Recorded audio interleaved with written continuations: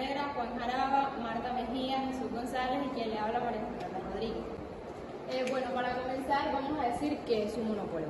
Esto significa que la empresa no comparte el mercado con nadie más, nadie produce ese bien o servicio además de ella. Por lo tanto, no tiene que preocuparse por perder clientes frente a la competencia, lo que da un control enorme sobre el mercado. No confronta competencia, aún no existe presión para mejorar precios y calidad, porque no hay rivales tratando de atraer a los clientes. Esta falta de competencia es lo que hace poderoso al monopolio. Puede influir en el precio y en las cantidades.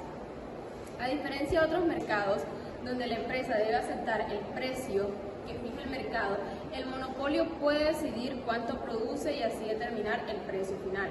Esa capacidad se llama poder de mercado.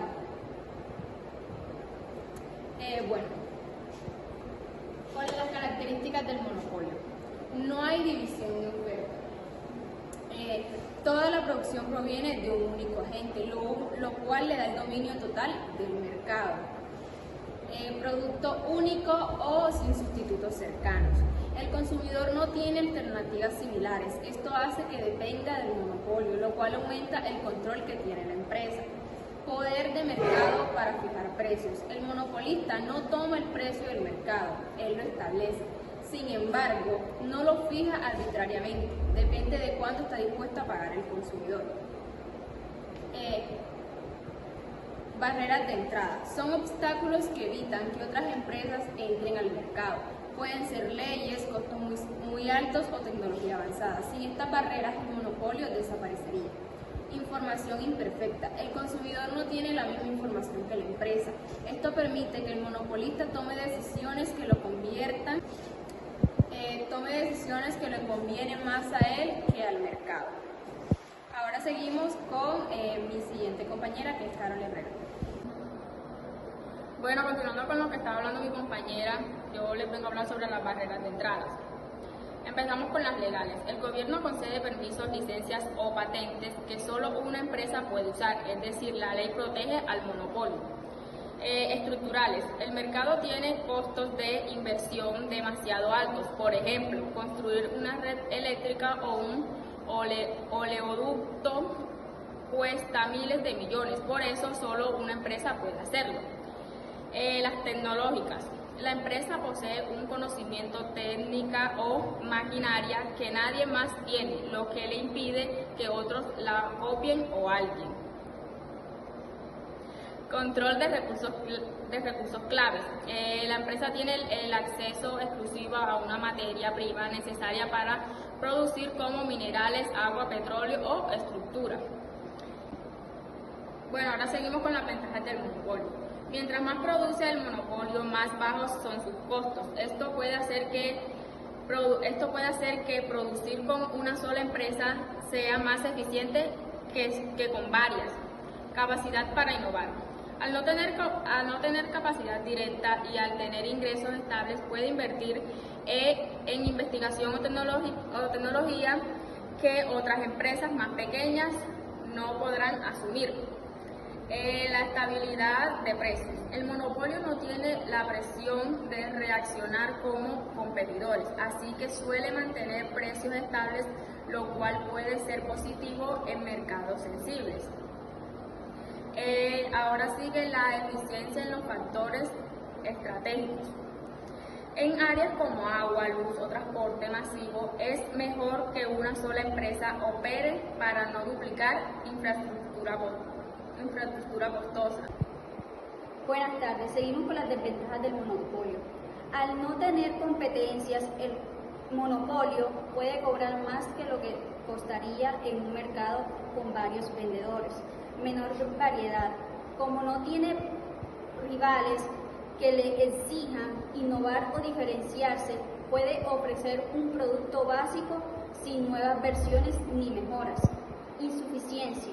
El monopolio no tiene presión para producir lo mejor al menor costo.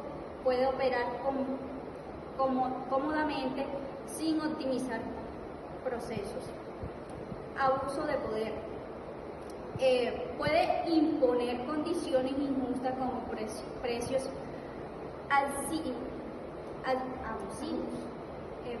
precios abusivos o contratos difíciles, porque los consumidores no tienen opción.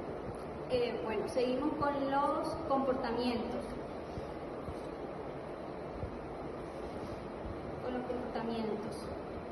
No elige el precio, elige la cantidad.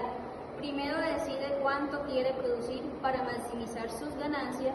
Esto afecta el precio final porque menos producción hace que el precio suba. Precio según la curva de demanda. Después de decidir la cantidad, necesita ver cuánto están dispuestos a pagar los consumidores. Este precio lo encuentra en la curva de demanda. Busca maximizar ganancias, no satisfacer al mercado. Su objetivo no es ofrecer el precio más bajo, sino el que le dé más ganancia, aunque implique producir menos de lo que la sociedad necesita. Gracias. Bueno, ahora vamos a explicar la maximización de beneficio más la ganancia. El monopolista produce donde el ingreso marginal es igual al costo marginal. A partir de esa cantidad fija un precio más alto según la curva de demanda. Bueno, ¿qué representa cada línea? La curva de demanda representa cuánto está dispuesto a pagar el consumidor según la cantidad disponible. Cuanto más produce el monopolio, menor es el precio que puede cobrar. Ingreso marginal. Bueno, es el dinero adicional que recibe la empresa por vender una unidad más en un monopolio. El ingreso marginal siempre está por debajo de la demanda, porque para vender más unidades la empresa debe bajar el precio a todas las unidades. El costo marginal es lo que le cuesta al monopolio producir una unidad extra. Bueno, ¿cómo decide la empresa cuánto producir? Que sería QM. El monopolista busca el punto donde el ingreso marginal sea igual al costo marginal. Ese punto es crucial. Si produce menos, gana menos. Si produce más, los costos aumentan más que los ingresos. Por eso ese cruce es la cantidad óptima para maximizar ganancias. ¿Cómo se fija el precio? Que vendría siendo PM. Una vez encontrada la cantidad QM, se sube verticalmente hasta llegar a la curva de demanda. Ese punto representa el precio máximo que puede cobrar. Así se obtiene PM, que siempre es mayor que el costo marginal. ¿Qué significa esta gráfica en unas palabras más simples? Primero, el monopolio produce menos que un mercado competitivo. Segundo, cobra un precio muchísimo más alto. Tercero, el consumidor termina comprando menos y pagando más. La sociedad pierde bienestar, la llamada pérdida irrecuperable. Bueno, ahora continuamos con mi siguiente compañero. Buenas tardes. Voy a hablar sobre unos ejemplos nacionales. Vamos a hablar más que todo como que de Ecopetrol. Ecopetrol fue monopolio porque la ley lo autorizó a ser la única empresa en explotar y manejar petróleo. Esto organizaba control sobre un recurso natural estratégico y evitaba que extranjeros lo explotaran sin regulación en Cali. Es un monopolio natural.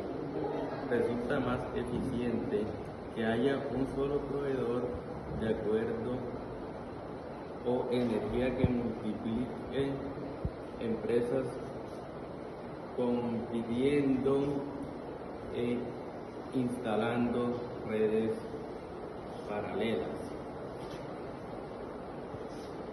Ejemplo internacional. Vamos a hablar más que todo como de Microsoft.